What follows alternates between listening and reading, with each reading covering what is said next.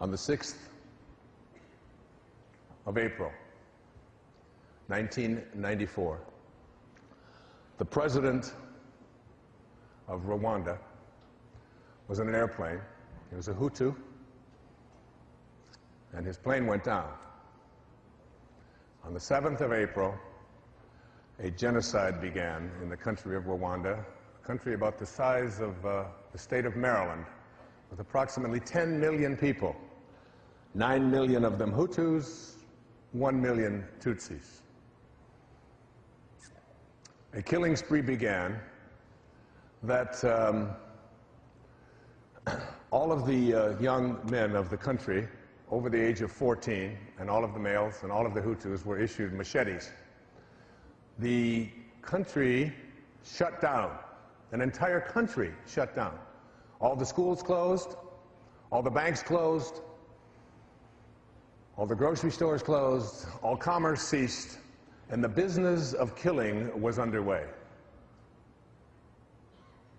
People were being killed by the thousands in the streets and in the villages of this country, throughout the country.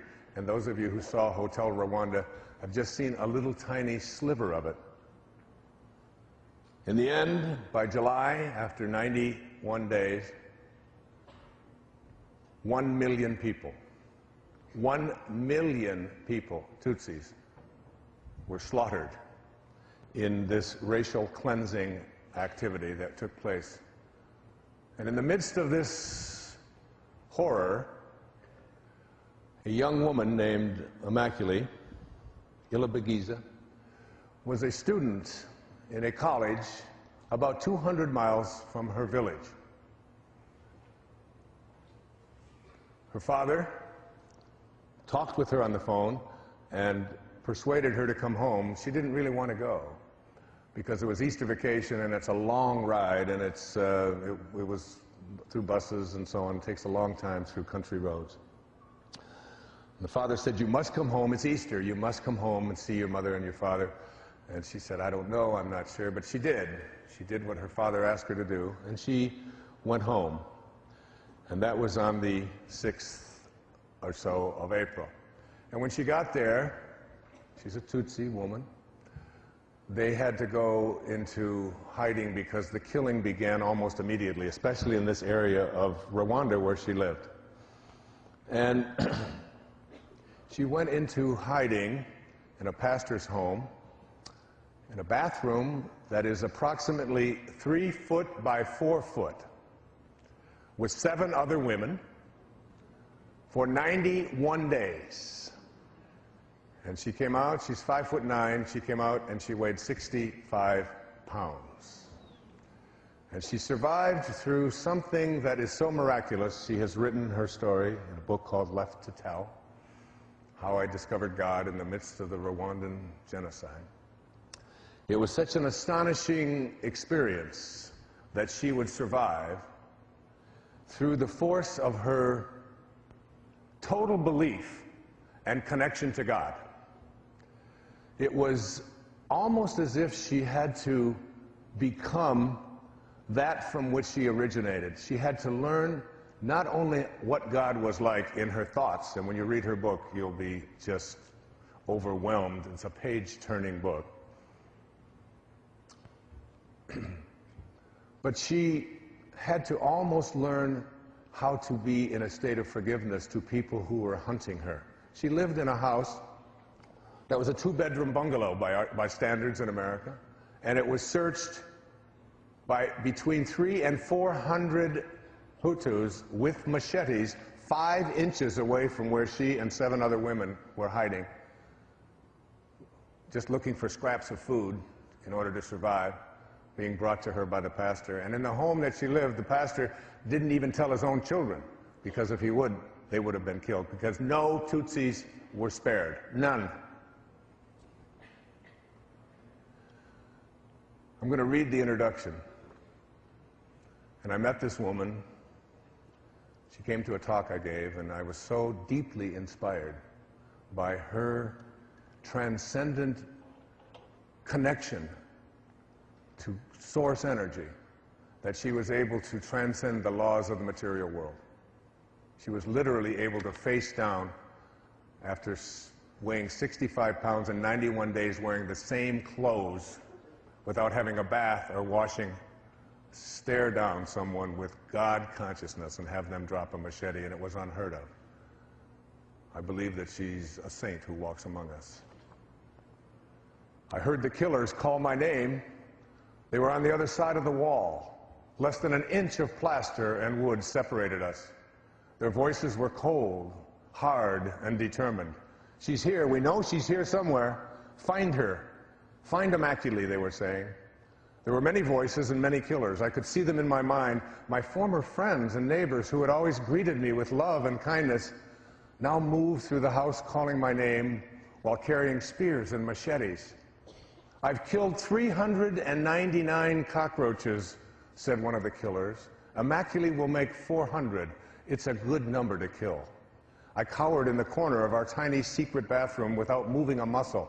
Like the 7 other women hiding for their lives with me, I held my breath so the killers wouldn't hear me breathing. Their voices clawed at my flesh. I felt like I was lying on a bed of burning coals, like I'd been set on fire. A sweeping wind of pain engulfed my body. 1,000 invisible needles were ripping into me. I never dreamed fear could cause such agonizing physical pain. I tried to swallow, but my throat closed up. I had no saliva. My mouth was drier than sand. I closed my eyes and tried to make myself disappear, but their voices just grew louder. I knew they would have no mercy. My mind echoed with only one thought: if they catch me, they will kill me. If they catch me, they will kill me. They were just outside the door. At any second, they would find me. I wondered what it was going to feel like when the machete slashed through my skin and cut deep into my bones. I thought of my brother, like when the machete slashed through my skin and cut deep into my bones. I thought of my brothers and my dear parents, wondering if they were dead or alive, and if we would soon be together in heaven. I put my hands together, clasped my father's rosary, and began to pray. Please, God, please, please help me. Do not let me die like this. Not like this. Not like this. Don't let these killers find me. You tell us in the Bible that if we ask, we will receive. Well, God, I'm asking. Please make these killers go away. Please don't let me die in this bathroom. Please, God, please. The killers moved from the house, and we all began to breathe again. They were gone, but they would be back many times over the next 3 months.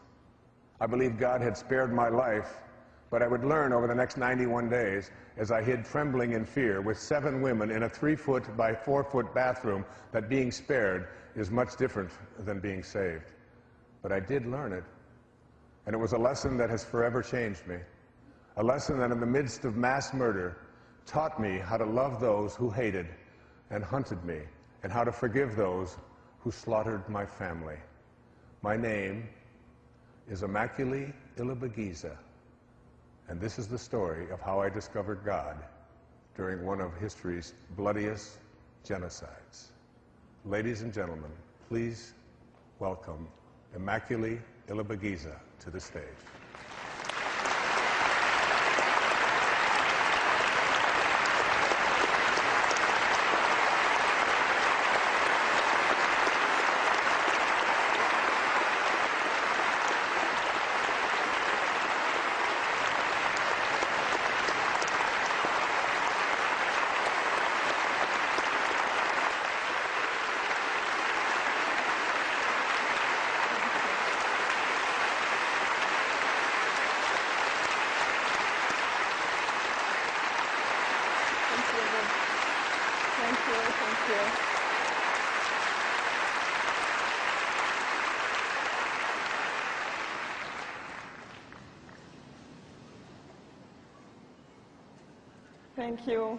Thank you for your kind welcome.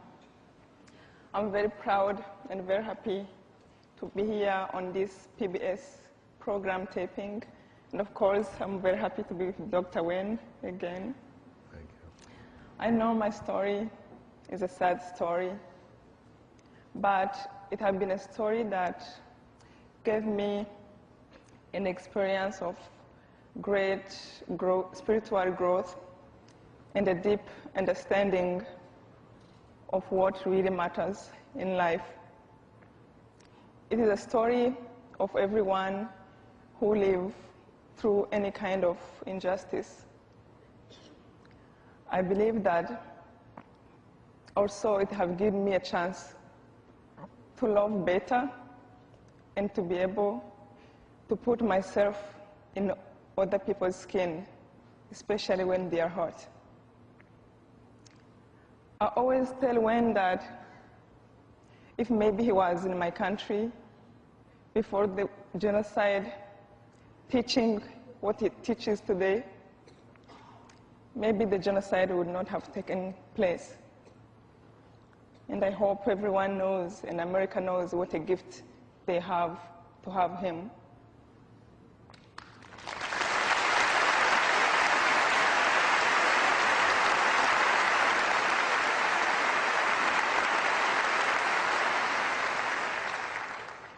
Sitting down in deep silence of that bathroom for 3 months and being hunted to be killed every day through the worst time of my life, I didn't know that I was about to discover the greatest source of joy in my own heart, which was God inside. He is bigger than any pain. There are a few things I would like to share with you. I know that we can learn to forgive. Do not let your heart be disturbed because of any pain. I see sometimes people take a chance to hurt each other, for example, fighting over a job promotion. But one thing I have learned is that when you hurt another person, you hurt yourself in one way or another. The most important thing I learned in that bathroom is that you can't hate people if they are struggling with the truth. As the Bible said, they do not know what they do. After I got out of the bathroom, I learned that my mom, my dad, my 2 brothers, my schoolmates, my relatives, my neighbors, everyone was dead. Every material belongings I cherished, it was destroyed. I learned that to every pain, there is a great purpose. I have learned a lot during those 3 months. And I knew that those lessons can help me to face the pain that I was going to go through. And I chose only to look at that. And as Anne Frank said in her diary, I still believe deep down in my heart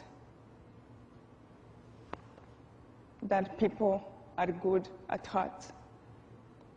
And do not let yourself give up mankind. I know peace is possible. Thank you.